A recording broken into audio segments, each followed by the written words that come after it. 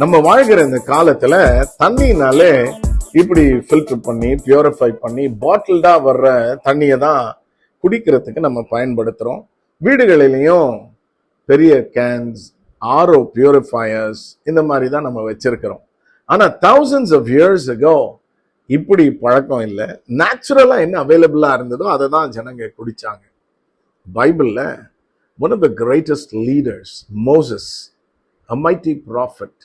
இந்த மோசே ஜனங்களை அடிமைத்தனத்திலிருந்து தேவன் அவர்களுக்கு வாக்கு பண்ணின பாலும் தேனும் ஓடுற தேசத்துக்கு நடத்தி கொண்டு வரார். வனாந்திரத்துல நடந்து கொண்டிருக்கிறார்கள். 3 நாட்கள் தண்ணி இல்லை.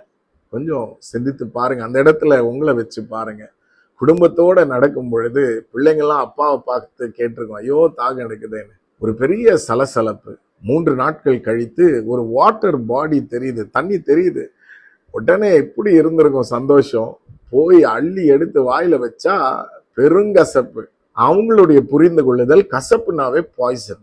எல்லாருக்கும் பயங்கரமான பயம், திகில், பீதி, ஒரு ஃப்ரஸ்ட்ரேஷன். இந்த சமயத்துல மோசே தேவனை நோக்கி கதறுகிறார். ஆண்டவர் ரொம்ப சிம்பிளா ஒரு சொல்யூஷன் கொடுக்கிறார் பாருங்க. ஒரு மரத்தை காண்பித்து அந்த கிளைய வெட்டி போடுன்னு.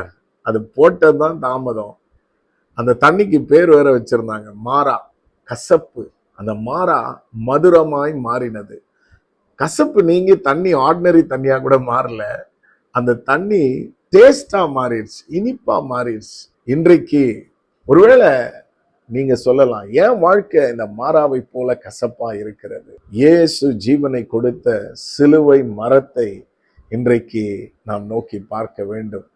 உங்களுக்காய் ஜீவனை கொடுத்த இயேசுவுக்கு உங்கள் வாழ்க்கையை ஒப்பு கொடுக்கும் பொழுது உங்கள் வாழ்வில் இருக்கிற கசப்பு நீங்கி மதுரம், இனிப்பு உண்டாகிறது. ஒருவேளை உங்களை பார்த்து மற்றவங்க சொல்லலாம், உன்னால எனக்கு கசப்பு உண்டா இருக்கிறது, நீ என் வாழ்க்கையை கசப்பா மாத்தி இருக்கிறேன்னு உங்களை பார்த்து மற்றவங்க அக்யூஸ் பண்ற ஒரு நிலை இருக்கலாம்.